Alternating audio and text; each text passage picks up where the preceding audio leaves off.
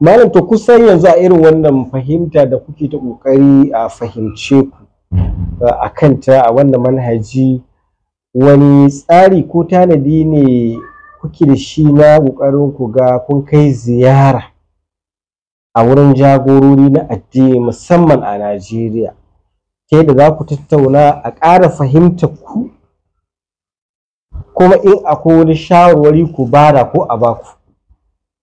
Ban san ko Sharif ya fahimce da adaba. Wannan muna da wato akwai wani majalisi da muka yi, muna cikin akwai ayyamul fatimiyya da muka yi, layalul fatimiyya.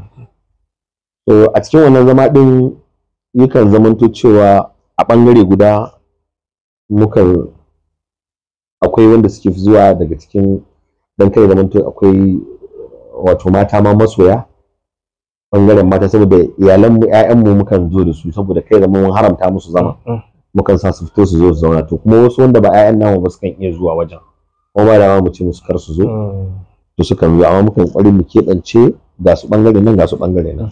Wani sai taɓa ba mu cewar ya ga wata a kanta ya kamata a ce hijabin da ta sa bai kai hijabin da ya kamata ba, sai rubuto mana a shawarce, sai muka karba, sai muka fito. Ni ban lura da wannan ba, ban kula ba, amma da ya faɗa sai na ankara, sai na fito na ce wannan mu kofar mu a buɗe take, duk wanda ya gan mu akan wani abu wanda ba daidai ba mu caki muke mu karba. To saboda ka wannan tambaya da kai mun a yanzu, mu har yanzu abin da muke jaddadawa shine cewar mu ba mu da abin da mu muna fifita ahlul baiti a idan mu da matafiyar mu shine muna fifita ahlul baiti akan kowa bayan manzon Allah, ko mai darajar mutum, ko waliyi ko sahabi.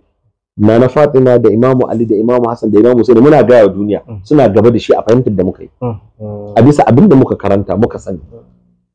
To amma idan wani ya gamu akan kuma wani abu na kuskure, wallahi ya bamu ya gaya mana, in mun tabbatar wannan abin na kuskure ne za mu karɓe shi mu gyara, za a gyara.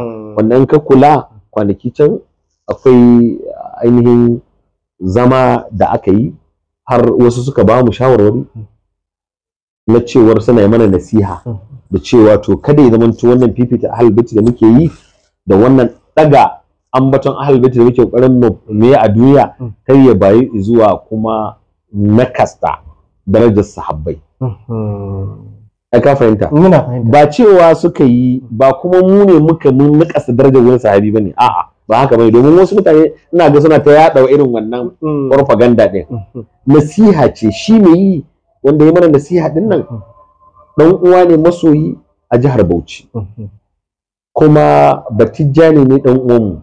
Abin da san ce Batijjani ne dan uwan mu saboda mu din da kake ganin mu din nan mashayar mu sufanci ce, akan tafarkin sufaye muke, ka gane. Illa iyaka ba ma tsayawa mai ta bayanin cewa mu yan kaza ne, yan dariƙa, saboda mu a goma mu dauki dariƙa abin da za a dinga sallar ita ba. Dariƙa mu dauka wani abu ne ta kusanci zuwa ga Allah.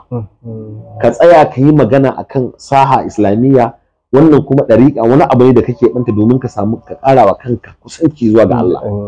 Ba abu ne da zaka zauna ka dinga ta tsallaka sai an yi da kai dan dariƙa kaza bane, ko ba a yi da kai dan dariƙa kaza bane, wannan ba wani abu. Sanda muka je muka yi sha'anin kan a cikin dariƙa, su wa'annan na yanzu ma suna da wayo ne sosai.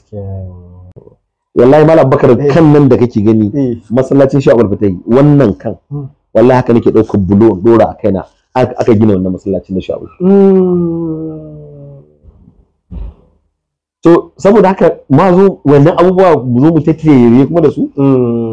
Ai ka fahimce ni. To saboda haka da aka kawo wannan shawarwari suka zo na cewar to na ce mu mu abu da suke lalle kan mun yarda da wannan nasiha. Dalilin sa muka karɓo wannan nasiha saboda janabin Annabi ba abu ne da zaka yi wasa da shi ba. Duk wanda ya baka shawara da nasiha akan karka a janabin manzon Allah to iso ne karba, saboda Annabi kadarin sa girma ne da shi. Karka je garin wani abu da kake so kai dan ka sami yaddan manzon Allah ya zamanto kuma ka cutar da wani masoyin annabin kuma.